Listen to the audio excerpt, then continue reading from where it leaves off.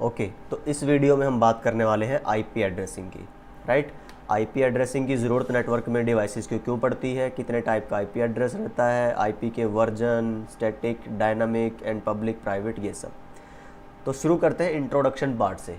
IP जो है आपका 32 बिट का एक नंबर होता है जिसके दो पार्ट हैं, जिसमें नेटवर्क पार्ट रहता है और होस्ट पार्ट रहता है।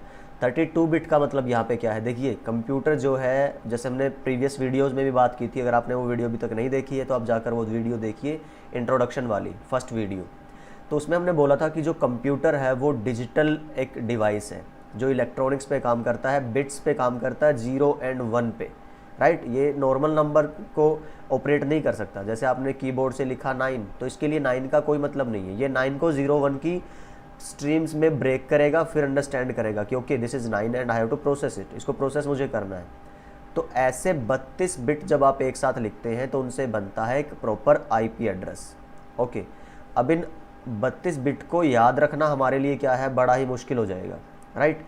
कि जैसे एक एग्जांपल लूँ मैं आपको यहाँ से, सपोज करो आप इस तरह से लिखना शुरू करते हैं ये, राइट। तो 4 एंड 4 8, आप सपोज करो ये एक नंबर हुआ, आप सपोज करो ये एक नंबर हुआ और एक ये नंबर हुआ। तो ये टोटल कितनी 32 बिट्स हैं। आप सोचिए एक डिवाइस का ये एड्रेस है, और ऐसे हमारे पास अगर hundreds and thousands of devices हैं तो ये नंबर याद रखना, देख पा रहे हैं आप कितना मुश्किल हो जाएगा हमारे लिए। तो हम लोग क्या करते हैं, इनको डेसिमल में कन्वर्ट करते हैं बाइनरी की जगह। तो हमें कुछ ऐसा लिखा हुआ मिलता है, इस तरह से कुछ भी मिलेगा। ये हम आगे बात करेंगे कि क्या क्या हो सकता है, कितनी रेंज हो सकती है और वो सब। बस एक फ़िलहाल सिंपल सा एग्जांपल है कि बाइनरी नंबर को हम ईजी बनाने के लिए हम डेसिमल में कन्वर्ट कर सकते हैं, राइट। फिर से याद रखना है कि डेसिमल कंप्यूटर नहीं समझता। कंप्यूटर के लिए तो ये असली आईपी है, बट हमारे समझने को आसान बनाने के लिए हमने इसको डेसिमल में कन्वर्ट किया, दैट्स इट। अब यहाँ पे ये जो है, ये 8-8 के जो मैंने टुकड़े लिखे हैं यहाँ पे, ये सारे, इनको बोलते हैं ऑक्टेट, राइट। सो ऑक्टेट मीन्स ऑक्ट होता है 8, तो 8 का एक पार्ट।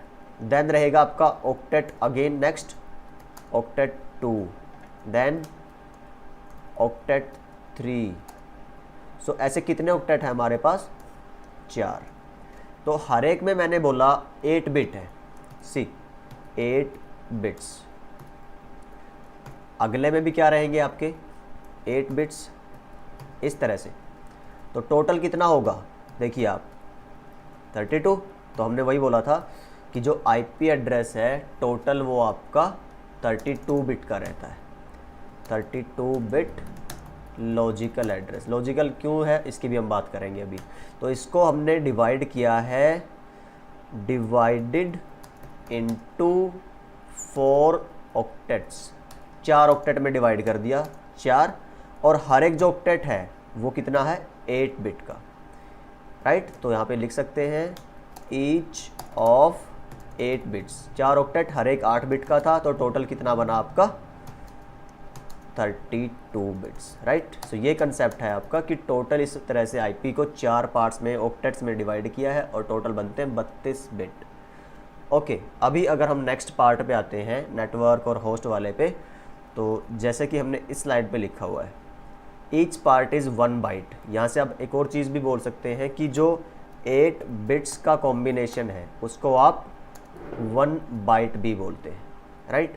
तो बिट जो है स्मॉल, उसको आप इससे लिखते हैं, स्मॉल बी से, और बाइट को आप लिखते हैं कैपिटल बी से।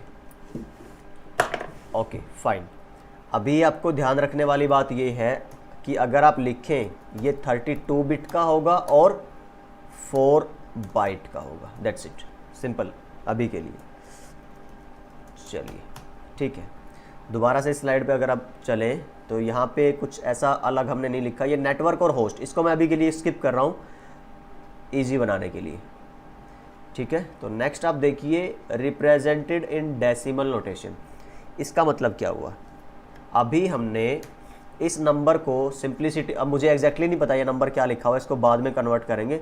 फिलहाल एक जो बड़ा ही कॉमन सा नंबर है आईपी में 192.168 वाला, मैंने मान लिया कि इस बाइनरी नंबर का डेसिमल में कन्वर्ट करने के बाद ये आया है, तो इसको बोलते हैं dotted decimal representation of IP address, जो कि ओरिजिनली ये था, लेकिन मैंने इसको इजी बनाने के लिए डॉटेड डेसिमल क्यों, देखिए नंबर कैसा है, ये डेसिमल, और किस से सेपरेट कर रखा मैंने दो डेसिमल नंबर को, डॉट से, तो इस वजह से इसको बोलते हैं डॉटेड डेसिमल।